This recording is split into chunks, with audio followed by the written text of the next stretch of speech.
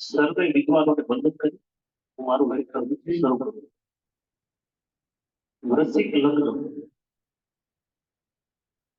આમ તો કોઈ પણ લગ્નોની શરૂઆત કરતા હોય તો શરૂઆતમાં યશ લગ્નથી કરતા હોય. આપણા મંડળના પ્રમુખ શ્રી નરેન્દ્ર ગોર એમને એવું વિચાર્યું કે આપણે ઉલટા ચાલીએ, મીનથી શરૂઆત કરીએ અને એની રાશિ પણ વૃશ્ચિક છે એટલે થોડો વૃશ્ચિકનો સ્વભાવ હોય કે દુનિયાથી હટકે કરવું, અલગ કરવું, કંઈક જુદું જ કરવું. તો આપણે શરૂઆત કરીએ વૃશ્ચિક લગ્ન. આજે આપણે વાત કરશું ટ્રાન્સફોર્મ, બદલાવ, ડીપ રિસર્ચ, એક્સિડન્ટ, અચાનક, ઓપન સાયન્સ, જ્યોતિષ, તંત્રમંત્ર, વીર વાસ્તુ જેવી બાબતોમાં મુખ્ય ભાગ ભજવનારી અને રહસ્યમયતાની રાશિ વૃશ્ચિક સ્કોર્પિયો જ્યારે લગ્ન પ્રથમ ભાવમાં હોય ત્યારે શું ફળ મળે? આ લગ્નમાં વિશાખાનું એક ચરણ, અનુરાધાના 4 ચરણ અને જ્યેષ્ઠાના 4 ચરણ હોય છે. સ્થિર લગ્ન જળ તત્વનું છે પણ લગ્નેશ મંગળ અગ્નિ તત્વનો છે. સિમ્બોલ વૃશ્ચિક એટલે વીછી છે. આ લગ્નના જાતકો મધ્યમ કદના, ગોળ ખભાવાળા, લંબગોળ ચહેરાવાળા અને ઉતાવળિયા સ્વભાવવાળા, દેખાવમાં વૃષભ લગ્ન જેવા ગાંઠવાન નહીં પણ સપ્રમાણ શરીરવાળા, વધુ બોલવાનો, દરેક ચીજને ઝીણવટથી જોવાનો, મેળવવાનો અને મેળવ્યા બાદ બેદરકારીથી વાપરવાનો કે ગમે તેમ અવ્યવસ્થિત રાખવાની ટેવ હોય છે. પણ આ અવ્યવસ્થામાંથી જોઈતી ચીજો તેઓ ઝટ શોધી કાઢે છે. યાદદાસ્ત સારી હોય ને જ્યોતિષ, પ્રેમશાસ્ત્ર, દવા, રસાયણ, યંત્રવિદ્યા અને ટેકનિકલ કાર્યોમાં પારંગત હોય. જાનવર પાળવાના કે તેમની દેખરેખની આવડતવાળા હોય છે. આ જાતકોને વિપરી જતા વાત નથી લાગતી ને રાજી થાય તો અણધારી મદદ કરનારા અને તન, મન અને ધનથી ખુવાર થનારા હોય છે. ઘરના પ્રત્યે ઉદાસીનતા, પૈસા બાબત ચોખવટવાળા પણ પોતાનો હિસાબ અવ્યવસ્થિત રાખે છે. તેઓ ધન બાબત પોતાની યાદશક્તિ પર મદાર રાખે છે, જે ઘણું ખરું અણીના વખતે દગો દે છે. આ લોકો અતિ વિચાર અને આચારને કારણે માનસિક તણાવ તેમજ શારીરિક થકાન લાગે છે. તેઓને ન્યુરાઇટિસ, ન્યુરેલેજિયા અને નર્વસ બ્રેકડાઉન થઈ શકે છે. બીજાને માંદગીમાં હિંમત આપતા પોતે નાની એવી બીમારીથી ન્યુરોટિક થાય છે. તેઓ ડોક્ટર જોડે લડતા કે ડોક્ટરો બદલતા દેખાય છે. દવાની ટેવ પડે કે કોઈ વ્યસન, તમાકુ, દારૂ કે કોઈ સાંધાના કે માથાના દુખાવાની દવા ચાલુ કરે તો તેનાથી મુક્ત થતા મુસીબત થાય છે. છતાં નબળાઈ કોઈ બતાવે તો લાંબુ ભાષણ શરૂ કરી દે. તેઓને પોતાની વાતોનો શોખ હોય છે. મહેનતુ અને લાગણીશીલ બહારના માટે હોય છે. ઘરનાની દરકાર ઘણી ઓછી અને ઉપરછતી કરે છે. તેઓને પત્ની કે પતિ સારા મળે છે પણ તેઓ ઘર પ્રત્યે ઘણું ખરું બેદરકાર રહે છે.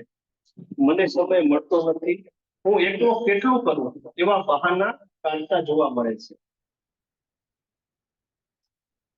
આ જાતકો ધન કમાઈ શકે છે પણ સમયનો વ્યય કરવાથી વ્યવસાય કે નોકરીમાં ખૂબ ઊંચે આવી શકતા નથી. તેઓને ધનની લાલસા હોય છે પણ લોકોમાં નામના કમાવાનો અભરખો હોવાથી પૂરતો ખ્યાલ પોતાના કાર્યમાં આપી શકતા નથી. તેઓ ધર્મપરાયણ અને ઘણીવાર સાધુ સંત અને મહંતોના અડ્ડામાં જનારા ને પછીથી મહાત્માની ખામીઓ જડ પકડનારા હોય છે. છતાં ગૂઢ વિદ્યાનો રસ અણખૂટ્યો રહે છે. તેઓને રક્તના દબાણ, સાંધાની નબળાઈ, આંખોના નાના મોટા રોગો અને કામુકતા વિશેષ હોય તો ઇન્દ્રિયજન્ય રોગોનો ભય રહે છે. આ જાતકો એકવાર ઉપકારવશ થાય તો જીવનભર યાદ રાખી તેનો બદલો વાળવા કોશિશ કરે છે. આ લગ્નવાળા જીવનમાં ઘણીવાર એક ધંધાને બદલે બીજા ધંધામાં પડી પૈસા ઓછા કરે છે. બંને જાતકોને સ્ત્રી અને પુરુષ મિત્રો થાય છે, ઝઘડે અને પાછા એકઠા થાય છે. તેઓ માટે ગામથી કહેવત છે, એક ગામમાં બે નકટા વસે, રાતે લડે અને દિવસે હસે, એ યથાર્થ લાગુ પડે. આમ છતાં આ લગ્નના જાતકો સ્ત્રી, સંતાન અને ઐશ્વર્ય બધું હોવા છતાં ઓચિંતા સાધુતાને અપનાવે છે. ઘરબાર છોડી સંસાર ત્યાગની તાકાત ધરાવે છે. તેઓનું આ વર્તન અણધારેલું અને ઓચિંતું હોય છે. તેઓ માતા પિતાનું માન રાખે છે, પણ ભાઈ બહેનો પ્રત્યે ઉદાસીનતા, માત્ર કામ પડે મદદ કરી પાછા અળગા થાય છે. આ જાતકોને ચાલવાનો ઓછો શોખ હોય છે. ઘરેથી નીકળતા મોડું કરે અને પછી ગાડી ટેક્સી દોડાવે છે. તેઓને નાના મોટા ખર્ચ કરવાની ટેવ હોય છે, પણ પોતાના પૈસા કોઈને આપે તો વારંવાર ઉઘરાણી કરે છે. સ્ત્રીઓ દેખાવે સારી ને ચંદ્ર જો બેઠી રાશિમાં સુખ સંબંધી હોય તો 100% ચાલવા માંડી છે. કપડા છટાડા પણ દાગીના તેના પ્રમાણમાં ગમે તેવા પહેરી અને આખું પિક્ચર અવ્યવસ્થિત બનાવે છે. તેઓને બોલતા જીભ બહાર કાઢવાની કે કચરવાની ટેવ હોય છે. બંને જાતકો ખાવાના અને વિલાસના શોખીન હોય છે. તેમાં જો મંગળ કે શુક્ર પ્રબળ હોય તો વાસના અતિશય હોવાનું સર્વ આચાર્યએ વર્ણવ્યું છે.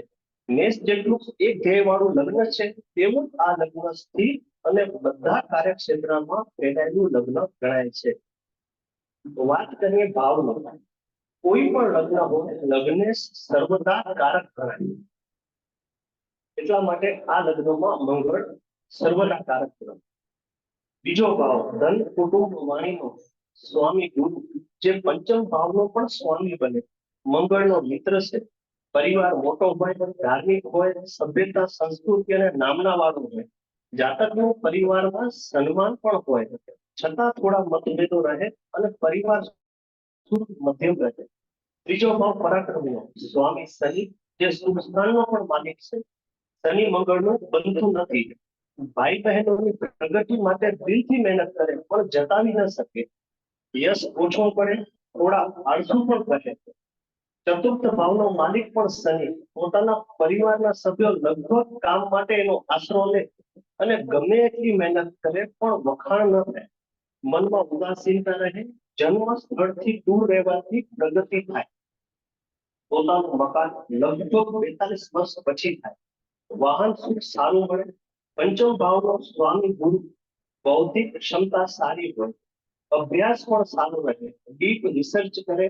સંતાન સંસ્કારી ગુણવાન હોય. સંતાનો સાથે થોડો મતભેદ રહે. છઠ્ઠો ભાવ સ્વામી લગ્નેશ પોતે જ મંગળ બને. જીવનમાં ક્યારેક લોન કે ખર્ચ બેહિસાબ કરે અને પછી સ્ટ્રેસમાં રહે. બ્લડ પ્રેશર કે બ્લડ અને સ્નાયુને લગતી અન્ય તકલીફો થવાની સંભાવના રહે. સપ્તમ ભાવનો માલિક શુક્ર, પત્ની કોઈ આર્ટ કળા જાણનારી અને સુંદર મળે. કમાવું પણ હોય. લગ્ન પછી સમૃદ્ધિ વધે. પત્ની ખર્ચાળ હોય એની ચિંતા રહે અને થોડા મતભેદો પણ થાય. કુંડળીના અન્ય યોગ પ્રમાણે દ્વિભાર્ય યોગ અને અફેર પણ બની શકે. વેપાર કોઈ કલાત્મક અથવા શૃંગારની વસ્તુઓનો કરે તો ફાયદો સારો રહે. અષ્ટમ ભાવનો સ્વામી બુધ, જાતકને સ્નાયુઓની તકલીફ, નર્વસ સિસ્ટમ ડિસ્ટર્બ અને વધારે પડતો સ્ટ્રેસ રહેવાની સંભાવના. લગ્ન ગુપ્ત રાશિનું અને ગુપ્ત સ્વામીનો બાળક ગ્રહ બુધ, એટલે ગુપ્ત સંબંધોમાં બાળક બુદ્ધિ હોય. નવમ ભાવનો સ્વામી ચંદ્ર, જાતક ધાર્મિક યાત્રા પ્રવાસો કરે. જાતકના પિતા પણ વધારે લાગણીશીલ હોય. જો ચંદ્ર અશુભ સ્થિતિમાં હોય તો જાતકના પિતા માનસિક રીતે અનસ્ટેબલ હોય. બાધક ભાવ હોવાથી જીવનમાં ક્યારેક પિતા પ્રગતિમાં બાધારૂપ બની શકે. ઉચ્ચ અભ્યાસમાં પણ બાધા આવી શકે. ભણતર માટે દૂર જવું પડે. જીવનમાં ચડતી પડતી વધારે રહે. દસમ ભાવમાં સિંહ રાશિ, સ્વામી સૂર્ય, નેમ ફેમ સ્ટેટસની ભૂખ રહે અને મેળવે પણ. Technical engineer, IAS officer, police, military કે રાજકારણમાં પણ ઘણા જાતકો જોવા મળે છે. 11મા ભાવનો સ્વામી બુધ, જો અષ્ટમેશ પણ છે, મંગળનો શત્રુ પણ છે. મહેનત પ્રમાણે લાભ ન મળે. મોટા ભાઈ બહેન કે મિત્રોથી મતભેદો રહે. જાતક એકાંત પ્રિય રહે. 12મા ભાવનો સ્વામી શુક્ર, મોજ શોખની ખર્ચાળ બનાવે. શુક્ર બળવાન શુભ સ્થિતિમાં હોય તો વિદેશ ગમન, હવાઈ યાત્રા, અનેકો આનંદ મોજ મસ્તી કરે. એકંદરે વૃશ્ચિક લગ્નનો સારાંશ. 8 નંબરની રાશિ શરૂઆત ત્યાં જ અંત. 8નો ઘૂંટ્યા જ કરે. મતલબ 8ની શરૂઆત થાય ત્યાં જ પૂર્ણ થાય.